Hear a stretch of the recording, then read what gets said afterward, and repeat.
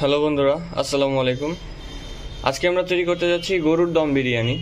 তো চলুন বেশি কথা না বাড়িয়ে আজকের রেসিপি ভিডিওটি শুরু করা যাক।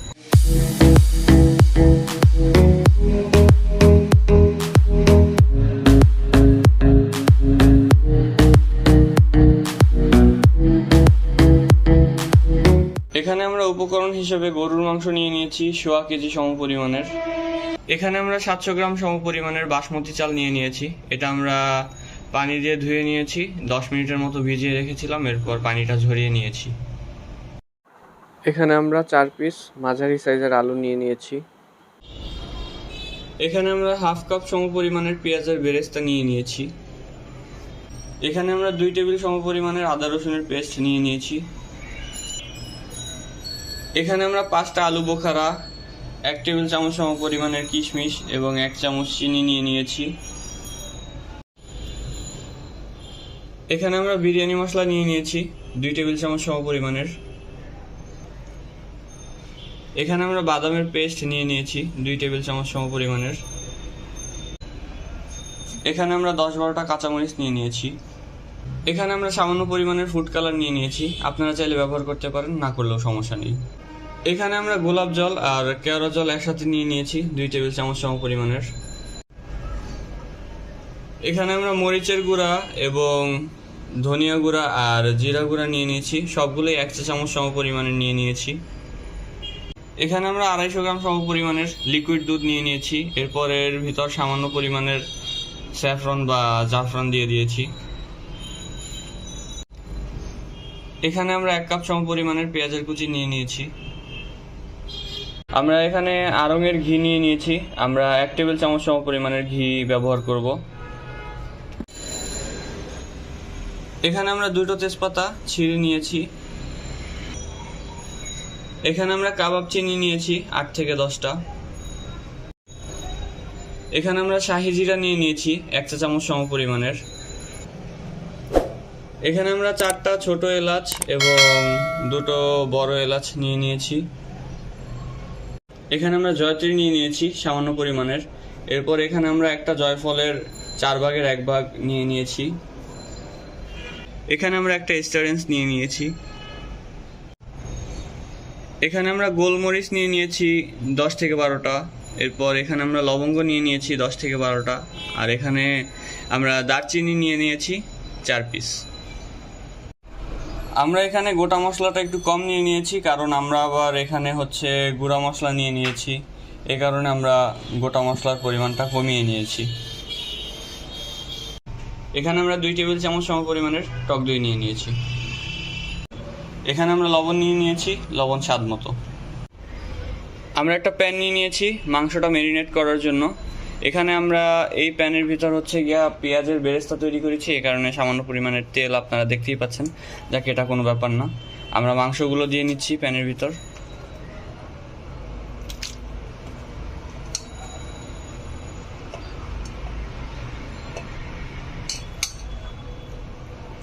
সবটুকু মাংস দিয়ে দিলাম। আমরা যে পেঁয়াজ কুচি নিয়েছিলাম তা সবটুকু দিয়ে নিলাম।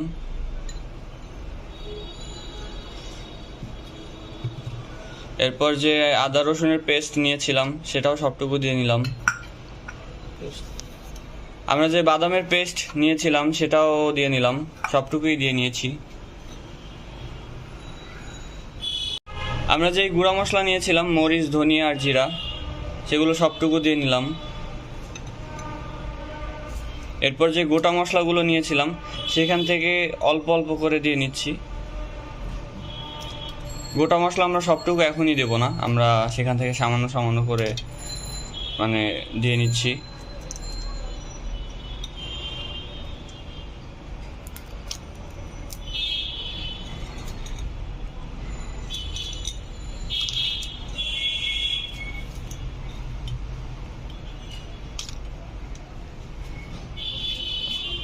আমরা যে কাঁচামরিচ নিয়েছিলাম সেখান থেকে আমরা 6-7টা কাঁচামরিচ দিয়ে নিচ্ছি। এরপর আমরা লবণ দিয়ে নিয়েছি সামান্য পরিমাণের, এটা যে যার স্বাদ মতো দিয়ে নেবেন। এখানে আমরা সামান্য পরিমাণের পেঁয়াজের বেরেস্তা দিয়ে নিলাম। এখন আমরা এই সব উপকরণ দিয়ে মাংসটাকে ভালো মতো মেরিনেট করে নিচ্ছি। আমরা এটাকে আধা ঘন্টার মতো মেরিনেট করে রাখবো। ভালো মতো মেরিনেট করে নিচ্ছি মাংসটাকে।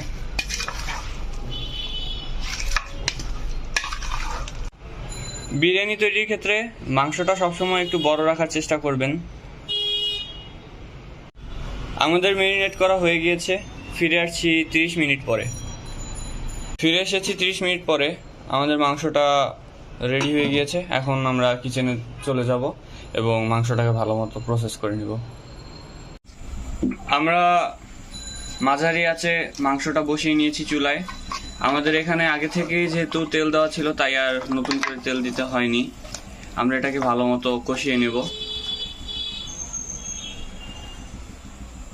ঢাকনা দিয়ে রাখছি। মাংস কষানোর এক পর্যায়ে আমরা কিছুক্ষণ পরপর ঢাকনা তুলে মাংসটাকে ভালো মতো নেড়ে চেড়ে নেব। আমরা বিরিয়ানির জন্য যে আলু নিয়েছিলাম সেটা এখন মেরিনেট করব। সামান্য পরিমাণে লবণ দিয়ে নিলাম, এটা স্বাদ মতো। এরপর সামান্য পরিমাণের চিনি দিয়ে নিচ্ছি। এরপর আমরা যে ফুড কালার নিয়ে নিয়েছিলাম সেটা দিয়ে নিচ্ছি। সামান্য পরিমাণের ফুড কালার দিয়ে নিলাম। এটাকে ভালো মতো এখন মেরিনেট করে নেব।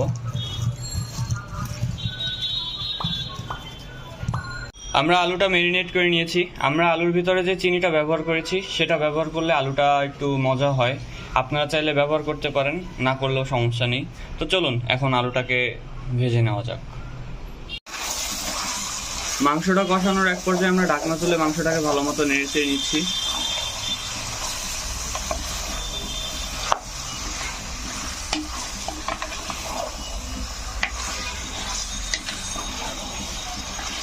এখন আমরা আবার এটাকে ঢাকনা দিয়ে রাখবো। মাংস কষানোর এক পর্যায়ে আমরা অন্য একটি চুলায় প্যান বসিয়ে নিয়েছি এবং এতে তেল দিয়ে নিয়েছি সামান্য পরিমাণের। এখন আমরা যে আলুগুলো নিয়েছিলাম সেগুলো সব একে একে দিয়ে নিচ্ছি। এগুলোকে ভালো মতো ভেজে নেব।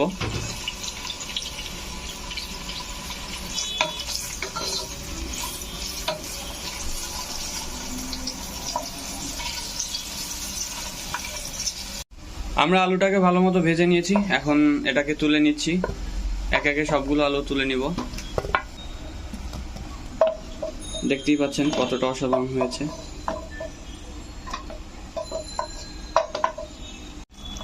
আমরা তো আলুটা ভেজে নিয়েছি। এখন আমরা মাংসর কাছে চলে এসেছি। এটা দেখতেই পাচ্ছেন মাংস থেকে পানিটা বের হয়ে এসেছে। এটাকে ভালো মতো কষিয়ে নিচ্ছি আমরা। মাংসটা আমরা কষিয়ে নিচ্ছি অল্প অল্প করে ভালো মতো নেড়ে চেড়ে কষিয়ে নিচ্ছি আমরা মাংসটাকে। এখানে দেখতেই পাচ্ছেন মাংসটার ভিতর থেকে যে পানি ছিল সেটা বের হয়ে এসেছে। আমরা এখন এগুলোকে ভালো মতো টানিয়ে নিব। এরপর মাংসটাকে ভালো মতো সিদ্ধ করার জন্য, ভালো মতো তৈরি করার জন্য পুনরায় পানি দিয়ে কষিয়ে নেব। মাংস কষানোর এক পর্যায়ে আমরা ঢাকনাটা তুলে নিয়েছি। মাংসের থেকে যে পানি বের হয়ে এসেছিল সেটা টেনে গিয়েছে। ভালো মতো নেড়ে চেড়ে নিচ্ছি।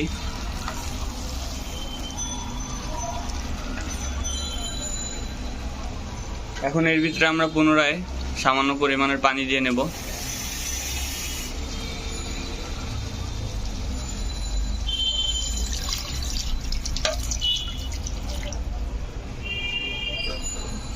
মাংসটাকে ভালো মতো নেড়ে চেড়ে নিচ্ছি।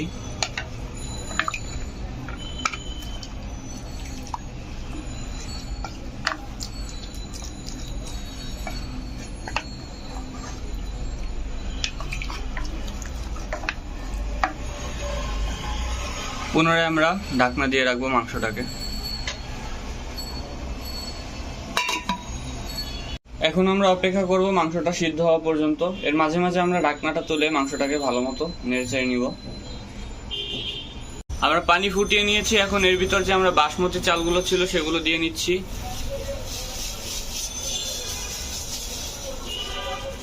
সবটুকু চাল দিয়ে নিলাম। চালটাকে মোটামুটি সিদ্ধ করে নিতে হবে। আমরা আপনাদেরকে দেখিয়ে দিব কতটুকু সিদ্ধ হলে পরে চালটাকে তুলে নিতে হবে।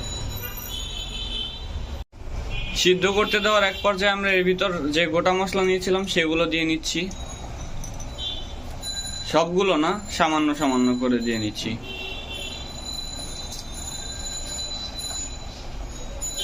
এতে করে একটা আলাদা ফ্লেভার পাওয়া যাবে। আমাদের রাইসটা এই পর্যায়ে চলে এলে আমরা এটাকে তুলে নিব।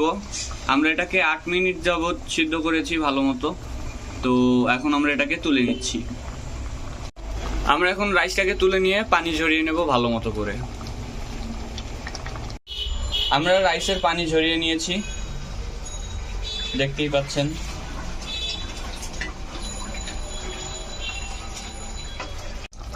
আমরা মাংসটাকে ভালো মতো কষিয়ে নিয়েছি।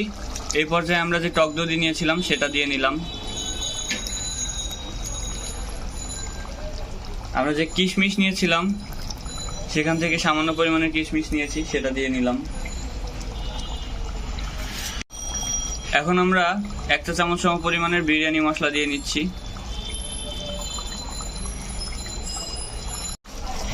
ভালো মতো নেড়ে চেড়ে নিচ্ছি।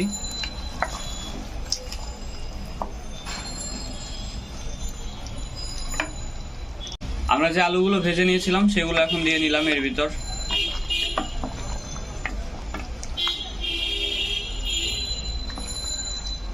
আপনারা চাইলে রাইসের ভিতর হচ্ছে কি আলুগুলো আলাদাভাবে দিতে পারতেন, কিন্তু আমরা এটাকে মাংসের ভিতর দিয়েছি কারণ এতে করে আলুর একটা আলাদা টেস্ট পাওয়া যাবে ভালো, এই কারণে আমরা এটাকে মাংসের সাথে দিয়ে নিয়েছি। এখন আমরা এটা ঢাকনা দিয়ে নিলাম, 15 মিনিটের জন্য এটাকে দমে রাখবো। এক পর্যায়ে আমরা ঢাকনা তুলে এর ভিতর যে চিনি নিয়েছিলাম সবটুকু চিনি দিয়ে নিচ্ছি।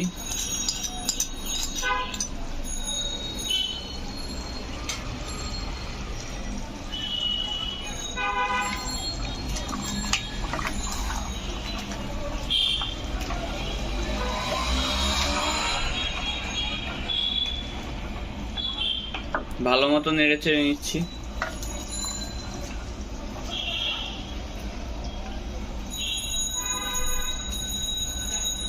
পুনরায় আবার ঢাকনা দিয়ে রাখবো।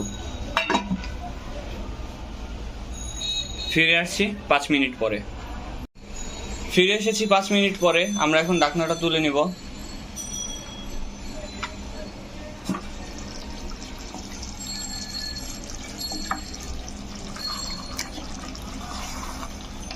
আমাদের মাংসটা তৈরি হয়ে গিয়েছে, দেখতেই পাচ্ছেন কতটা অসাধারণ হয়েছে।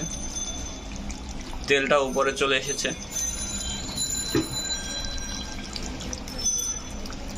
এখন আমরা বাকি কাজগুলো সম্পূর্ণ করে নেব। আমরা একটা প্যান নিয়ে নিয়েছি।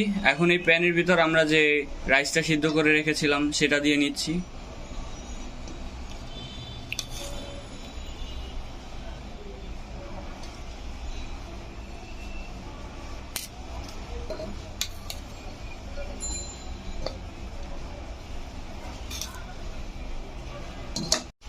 আমরা যে রাইসটুকু নিয়েছিলাম তার থেকে 3 ভাগের 1 ভাগ রাইস আমরা এখানে দিয়ে নিয়েছি।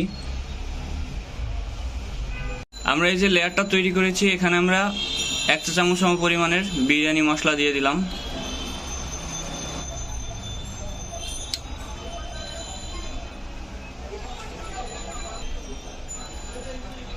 তিনটা কাঁচামরিচ দিয়ে দিলাম।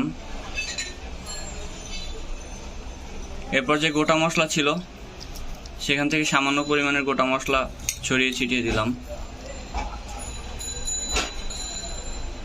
পেঁয়াজের যে বেরেস্তা ছিল সেটা দিয়ে নিচ্ছি সামান্য পরিমাণের। আমরা যে কিশমিশ নিয়েছিলাম সেটা দিয়ে দিলাম সামান্য পরিমাণের। এরপর যে আলু বোখারা নিয়েছিলাম সেটাও 3টে আলু বোখারা দিয়ে নিলাম এখানে।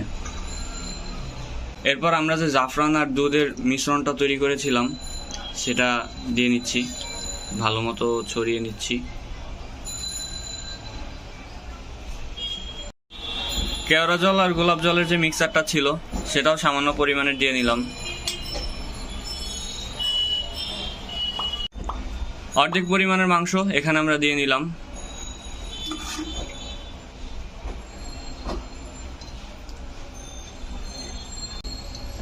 উপরের লেয়ার তৈরি করার জন্য আমরা আরো কিছু রাইস দিয়ে নিচ্ছি।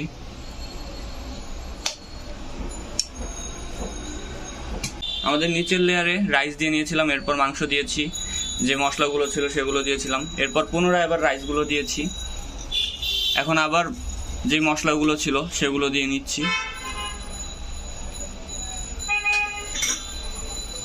দেখতেই পাচ্ছেন একে একে সবগুলো মশলা দিয়ে নিচ্ছি।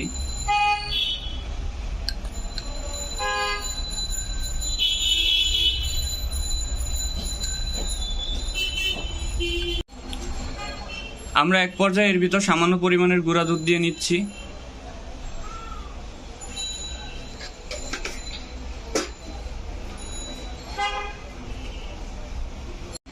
পুনরায় মাংসগুলো দিয়ে নিচ্ছি। বাকি যে মাংসটুকু ছিল সেগুলো সবটুকু দিয়ে নিচ্ছি। আমরা রাইস সহ 5টা লেয়ার এখানে তৈরি করেছি। নিচে রাইস দিয়েছিলাম, এরপর আবার মাংসের একটা লেয়ার, এরপর আবার রাইস, এরপর মাংসের লেয়ার, আবার এখন রাইসের লেয়ার দিচ্ছি। এটাই ফাইনাল লেয়ার। সবটুকু রাইস দিয়ে নিচ্ছি এখন। শেষ পর্যায়ে এসে আমরা যে ফুড কালার ছিল সেটা দিয়ে দিচ্ছি। এটা আপনারা চাইলে ব্যবহার করতে পারেন, না করলেও সমস্যা নেই। এরপর আমরা যে ঘি নিয়েছিলাম তা দিয়ে নেব এখন। আমরা ঘি দিয়ে নিচ্ছি।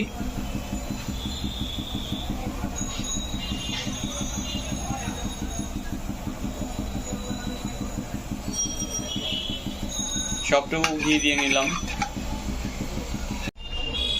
এখন আমরা এটাতে ঢাকনা দিয়ে নিয়েছি। 20 মিনিটের মতো এটাকে দমে রাখবো। এরপর তৈরি হয়ে যাবে আমাদের দম বিরিয়ানি। তো ফিরে আসছি 20 মিনিট পরে। ফিরে এসেছি 20 মিনিট পরে। ঢাকনাটা তুলে নিচ্ছি। আমাদের দম বিরিয়ানি তৈরি হয়ে গেছে। দেখতেই পাচ্ছেন কতটা অসাধারণ হয়েছে। এখন আমরা এটাকে সার্ভ করে নিব। সার্ভ করে নিলাম আমরা আমাদের দম বিরিয়ানি। দেখতেই পাচ্ছেন কতটা অসাধারণ হয়েছে। বাসায় অবশ্যই ট্রাই করবেন এবং কমেন্ট সেকশনে জানিয়ে দেবেন কেমন হয়েছে আজকের আমাদের নতুন রেসিপি ভিডিওটি। Thanks for watching hour full recipe video. দেখা হবে পরবর্তী কোনো ভিডিওতে। ততদিন পর্যন্ত সুস্থ থাকুন, ভালো থাকুন। আল্লাহ হাফেজ।